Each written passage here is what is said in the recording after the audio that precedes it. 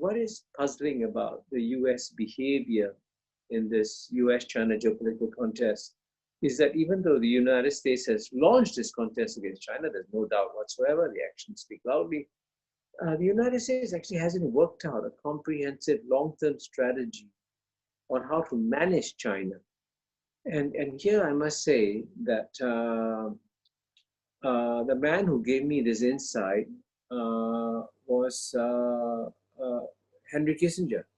You know, when I was doing research for my book 2 years ago, I took a 1-year sabbatical in 2018. And during my sabbatical, I spent 2 months in New York and had a one-on-one lunch with Henry Kissinger, a wonderful lunch. And after the lunch, I was trying to figure out what's the big message that Henry Kissinger was trying to convey to me. And it was very clear that the big message he's trying to convey to me was that US has launched this contest without working out a comprehensive long-term strategy. So I got his permission to cite him in my book. But it's not just Kissinger who would have this insight. I think anybody who's a serious strategic thinker would come to the conclusion too. And here, and the way to demonstrate this is to compare what the United States is doing vis-a-vis China with what it did when it launched this geopolitical contest against the Soviet Union in the late 1940s. And at that time, one of the leading geopolitical thinkers in America is a very famous name called George Kennan. And Kennan gave very wise advice to the United States when it embarked on its contest against the Soviet Union. Of course, he advocated a containment policy, but he later said he was misunderstood in his advocacy of the containment policy. But even so, even when he was advocating containment of Soviet Union, George Kennan gave some very valuable pieces of advice. You know, for example, the first piece of advice he gave is that the outcome of the contest with the Soviet Union at the end of the day would depend not on who's got the larger military, not on the number of bullets and bombs that countries have. He said at the end of the day, the outcome of the contest between the United States and Soviet Union will be determined by which society is more vibrant, more dynamic. And the words he used was which society would have greater spiritual vitality. And at the end of the day, he was proven right, of course. You know, remember Khrushchev famously saying the Soviet Union will bypass the United States. It never happened. The United States always remained the more dynamic and more vibrant society. So if Kennan were alive today, he would actually be quite shocked by the United States embarking on this geopolitical contest against China, because he would say, first let's look at our own society. And the United States, which of course, as you know, has been the most successful society since human history began, has happened to have had 30 bad years because it's the only major developed society where the average income at the bottom 50% has gone down over a 30-year period. And you know, the net result of all that is that as two Princeton University economists have documented case and Deaton, there's a sea of despair among the white working classes, and that's what led to the election of Donald Trump. And I think it's, you know, you don't have to be a genius to figure out that the United States is a deeply troubled society domestically. Black Lives Matter, whatever it is, and lots of fundamental problems at home. And George Kennan will say, hey, are we taking care of our own situation first before we launch this contest against China? And if Kennan were alive today and if he saw what China has accomplished in the last 30 years, if the United States has been sliding downwards, the Chinese people have just experienced the greatest improvement ever in their standard of living. In fact, the past 40 years since Deng Xiaoping launched his four modernizations in 1979, 1980, the past 40 years have been the best 40 years in China's 4,000-year history in terms of economic and social development of its people. So you have, in a sense, two societies going in the opposite direction, United States declining, China doing very well. And Kennan would say, hey, let's fix our own situation first before we take on China. And then the second piece of advice that George Kennan gave was, you know, cultivate friends and allies. It's very critical. And I think it's fair to say that the Trump administration has not been cultivating friends and allies. And what's even stranger is that if China is your number one geopolitical competitor, your two most critical allies are the immediate neighbors of China, namely Japan and South Korea. And here the United States has got military forces in Japan and South Korea that are supposed to help project a forward U.S. presence in East Asia. And what does the Trump administration do? Try to charge Japan and Korea more for hosting U.S. forces in Japan and South Korea.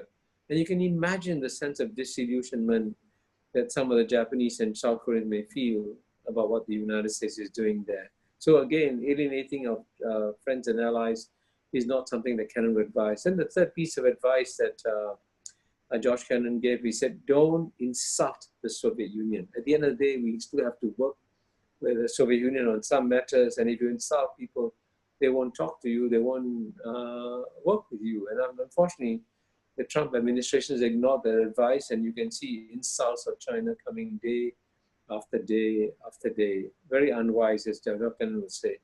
And the final piece of advice that George Kennan gave, by the way, is that this very critical. He said, be modest, be humble. And I think that's modesty and humility don't fit the Trump administration. I say this because if the United States is serious about this geopolitical contest against China, it's obviously going about it in the wrong way. And that's a large part of the problem. But having said that, I want to emphasize that in any geopolitical contest, it is not the case that one side is right, the other side is wrong. In any geopolitical contest, both sides make mistakes, and China has also made some serious mistakes in the way it's handled the United States. And clearly, in my book, I say that the single biggest strategic mistake that China made was to alienate the American business community. And that actually was a very important constituency for China, because in previous times, like in the mid-1990s, when President Bill Clinton wanted to restrict Chinese access to United States, the business community immediately stood up and said, hey, don't fool around with the world's largest market. Please don't upset us. And so the business community would always apply the brakes whenever the United States wanted to take on China. But what's interesting is that when President Trump launched his trade war against China in 2017, 2018, the business community kept absolutely quiet and didn't say a word. And so China had made a serious mistake in alienating them, partly by, allegations of stealing of intellectual property, forced technology transfer, and also, frankly, the Chinese became somewhat arrogant after the 2008-2009 global financial crisis. They thought United States was on the ropes, China was strong, and therefore the arrogance of the Chinese came out, and for which they paid a price. So clearly, both sides have made mistakes. So here we are in the middle of the geopolitical contest. And so the next obvious question to ask, the obvious one is, who's going to win? Yeah. And what's interesting is that the United States, the reason why I chose the title as China Won is behind that title is the question, can America lose? And what's amazing is that the United States cannot conceive of the possibility of losing. It's impossible. United States always wins. And it's true. I mean, for the past 100 years, the United States has won every major contest. World War I, World War II, the economic contest against Japan, the Cold War against Soviet Union. So the United States assumed that he's going to win always. And so if you ask the Americans, why are you so confident you're going to win? They say, well, a dynamic democracy always defeats a sort of sclerotic communist party system. And I don't disagree with that premise. A dynamic democracy can defeat a sclerotic communist party system. But then you see, is that what the contest is today? So what my book tries to do is to dig deeper. And you mentioned the quote from the Times, where I try and dig deeper and look at the deeper strengths of American society and Chinese society, because at the end of the day, that's what's going to determine the outcome of the contest between United States and China. And in the case of China, in the case of United States, start United States first, it was a dynamic society, a dynamic democracy. We had a government of the people, by the people, for the people. But as you know, as Martin Wolf of the Financial Times also agrees and has said so in his column several times, United States, which used to be a democracy, has become a plutocracy. And you know, as he says, it's a government of the people, for the rich, by the rich. So the consequence of that is that, and this is something that my book goes deep into, it explains how the American political system can be hijacked by money. And because it can be hijacked by money, everything, the whole system is designed to ensure that the rich get the larger share of the increase in national income. And you know, as you know, United States has had this dramatic increase in inequality, and actually it's very unwise of the very rich to do that, because they now have a very disgruntled working class, and that creates all the social problems and tensions that you see in the United States. And by the way, I want to say that some very serious people, I don't necessarily agree with the assessment. I want to tell you what they say. They say that given the rising levels of tensions within the United States may be in a pre-revolutionary moment. And this is, I think, this is what would trouble George Kennan if you're alive today. How can a society that is so domestically troubled take on such a major geopolitical contest against the world's oldest civilization? It seems unwise. So that's the, on the American side, the challenge that the United States face. And in the case of China, which is supposed to be run by a sclerotic, rigid, dictatorial communist party system, what's amazing is that China has created the world's largest meritocracy, which means that it picks the best people to work in government, to serve government. And so as a result of that, the level of competence of the Chinese government in many areas is far superior to the competence of the American government. And this is simply a case of selecting the best people, which is what, by the way, great universities do, which is what the great consulting firms do. You always pick the best people to work with you. And I realize how this is something that is very little known. Most people think that a communist party is not something people aspire to join. You know, why would you want to join a communist party? Great, are you crazy or something?